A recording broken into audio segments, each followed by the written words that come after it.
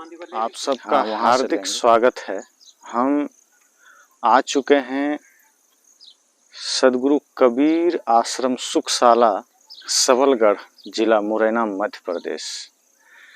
ये जो समाधि आप देख रहे हैं, ये स्वरूपलीन ब्रह्मलीन सदगुरु गणेश साहिब जी की समाधि है, जो बहुत ही भव्य तरीके से बनाया जा रहा है। और ये पूरा आश्रम, ये सामने मंच है जहाँ जनवरी महीने में यहाँ बड़ा बृहद कार्यक्रम होता है।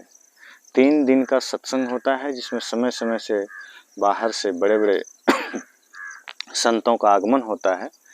और इस पूरे प्रांगण में लास्ट के दिन अर्थात चौथे दिन, 3 दिन के कार्यक्रम के बाद जो चौथा दिन आता है, उसमें पूरी भीड़ होती है। करीब 1 लाख लोग यहाँ भोजन पाते हैं और बहुत ही अद्भुत कार्यक्रम होता है। इस क्षेत्र का भंडारा भी बहुत अद्भुत होता है। आप सब भी यहाँ आ सकते हैं। ग्वालियर या मुरैना रेलवे स्टेशन उतर के सबलगढ़ के लिए बसें मिलती है, तो वहाँ आप देख सकते हैं बाबा साहेब भीमराव अंबेडकर के नाम से पार्क है, वहाँ भी हम आपको ले चलेंगे। फिलहाल हम समाधि का दर्शन आपको कराते हैं, जो सदगुरु श्री गणेश साहिब जी की समाधि है, जो अभी निर्माणाधीन है और बहुत ही भव्य तरीके से इसका निर्माण किया जा रहा है।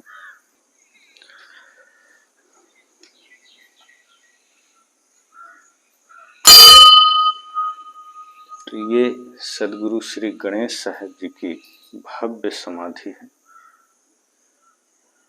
और इस क्षेत्र में बहुत ही ज़्यादा साहिब जी का प्रभाव रहा है। बहुत ही सिद्ध तपस्वी संत माने जाते हैं और इनके लिए अपार आस्था है इस क्षेत्र में, लोगों के मन में, लोगों के दिलों में। इन्हीं के नाम पे ये पूरा आश्रम से लोग आज भी इस भांति जुड़े हैं, जैसे इस क्षेत्र के लिए ये सदगुरुदेव गणेश साहिब जी वरदान थे। यहाँ से आश्रम में प्रवेश कर सकते हैं। सदगुरु गणेश साहिब जी के जीवन काल में ही ये गेट निर्मित हुआ था। इतने सरल व्यक्तित्व के पुरुष थे कि देखिए, जो जिस तरह का ला के यहाँ लगा दिया, कभी विरोध नहीं करते थे। सर्वधर्म समभाव जिसे कहते हैं, सबके प्रति आस्था, सबके प्रति निष्ठा। तो यहाँ से आश्रम में हम प्रवेश कर सकते हैं। और आइए अब हम आपको रसोई घर में ले चलते हैं। यहाँ का शुरू में ही यह रसोई घर है, ये यहाँ का भोजनालय है। और आप देख सकते हैं यहाँ इस भोजनालय में ये हमारे 2 भंडारी साहब लगे हैं। ये यहाँ के उत्तराधिकारी यही हैं, स्वामी श्री धीरेन्द्र साहब। और भोजन की व्यवस्था कर रहे हैं। और इसी से लगा हुआ ये कोठार घर है, जहाँ भोजन का सारा सामान यहाँ पर उपलब्ध है, मौजूद है। बहुत ही व्यवस्थित और साफ सुथरा तरीके से यह कोठार। और इधर भोजन करने के लिए इतनी लंबी मतलब ये बड़ी सी जगह में, जहाँ भंडारे के समय बाहर बैठकर भोजन कर सकते हैं। ये लकड़ी चूल्हा, यहाँ भी गर्मी में तो नहीं, लेकिन ठंडी में यहाँ भोजन बनता है। और ये प्रसाधन है जो बहुत ही अच्छे तरीके से बनाया गया है। नहाने धोने के साथ साथ यहाँ शौचालय आदि की पूरी व्यवस्था। ये इसका मूल जो दीवारें हैं पूरा पत्थर से निर्मित है, बहुत मोटे मोटे पत्थरों से। और 1 मंजिला था, लेकिन बाद में इसे तोड़ करके व्यवस्थित करके 2 मंजिला बनाया गया। बहुत अच्छे ढंग से इसका निर्माण हुआ है।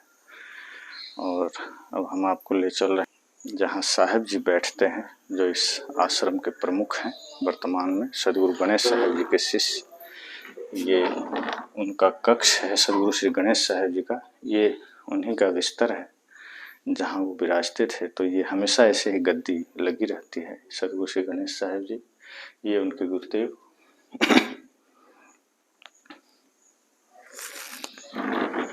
और ये है जहाँ वर्तमान गद्दी नशीन श्रद्धेय संत श्री केशव साहिब जी बैठते हैं। अपने शिष्यों से ही भेंट करते हैं, अपने भक्तों से। यहाँ से भी भक्त आते रहते हैं दिन भर। और यहाँ वो बैठते हैं, यहीं से उनका दर्शन प्राप्त करते हैं। अब हम आपको ले चल रहे हैं समाधि के दूसरे और तीसरे तल पर।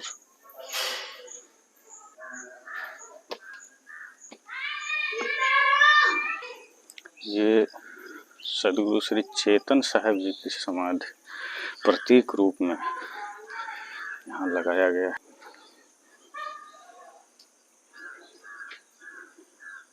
ये सदगुरु श्री चेतन साहब जी हैं, सदगुरु श्री गणेश साहब जी के गुरु। और आइए अब हम आपको लिए चलते हैं सदगुरु कबीर साहब का स्मारक जो यहाँ पर लगाया गया है। अभी ये निर्माणाधीन अवस्था में है, पत्थरें लगाई जा रही हैं और कुछ काल बाद ये बहुत ही भव्य रूप में निर्मित होगा। ये हमारे आदि गुरु सदगुरु कबीर साहब, उनका यह स्मारक यहाँ लगाया गया है। ये 4 छत्रियाँ यहाँ स्थापित है, भविष्य में इनमें भी मूर्तियाँ स्थापित हो सकती हैं। और यहाँ से ये चौथा छतरी, पूरे आश्रम का व्यू हम आपको दिखा रहे हैं, देख सकते हैं, बहुत ही खूबसूरत नज़ारा। वो निवास जो सामने आप देख रहे हैं, पूरा निवास संतों का, भक्तों का।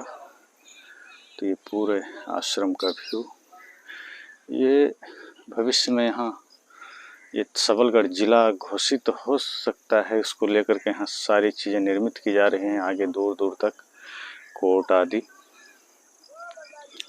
और बहुत ही खूबसूरत पैलेस है, देखने लायक जगह है। आप सब जरूर यहाँ एक बार आइए।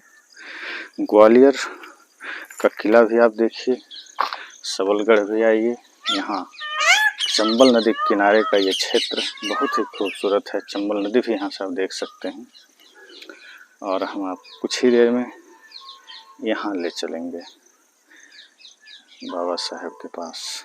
तो अब हम वहाँ जाएं, उससे पहले हम आपको कुछ निवास दिखाते हैं कि किस तरह से संत जन यहाँ रहते हैं, किस तरह से यहाँ के जो मुख्य सदगुरुदेव हैं श्री गणेश साहब, सदगुरु श्री केशव साहब जी, वो किस तरह से रहते हैं, कितना उनका सिंपल रहन सहन है। तो उनके ये मध्य प्रदेश में पड़ता है और चंबल नदी के किनारे का इलाका है। सबलगढ़ यहाँ का तहसील है, जिला मुरैना है। तो मुरैना रेलवे स्टेशन भी आप उतर सकते हैं, कहीं से भी आप आएंगे तो लगभग गाड़ियाँ मुरैना रुकती है या फिर ग्वालियर, दोनों जगहों से यहाँ बस आती है।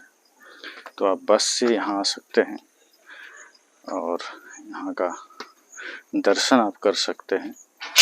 हम अब आपको ले चल रहे हैं संतों के निवास स्थल में। तो एक बार यहाँ जरूर आएं। ये जगह तपस्थली है सदगुरु श्री गणेश साहब जी की। उनकी समाधि का दर्शन वास्तव में भीतर एक ऊर्जा जैसा लगता है कि भर चुका है और बहुत ही अच्छा अनुभव होता है। श्री केशव साहब जी का निवास, वर्तमान गद्दी नसीं, और इस पर ही वो रहते हैं। ये उनकी कुर्सी है।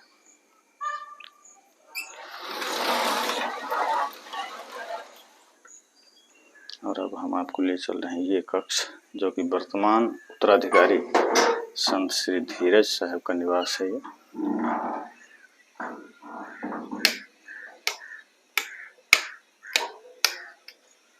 ये इनका निवास, ये संत निवास, यहाँ आए गए संत ठहरते हैं।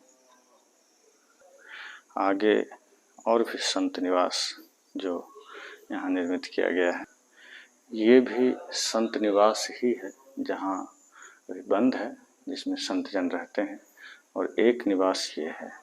तो इतने सारी व्यवस्थाएं ऊपर बाह्य संतों के लिए है जो यहाँ आते हैं, और ये उतरने के लिए सीढ़ियाँ हैं जो पुराने ज़माने की बनी हुई है।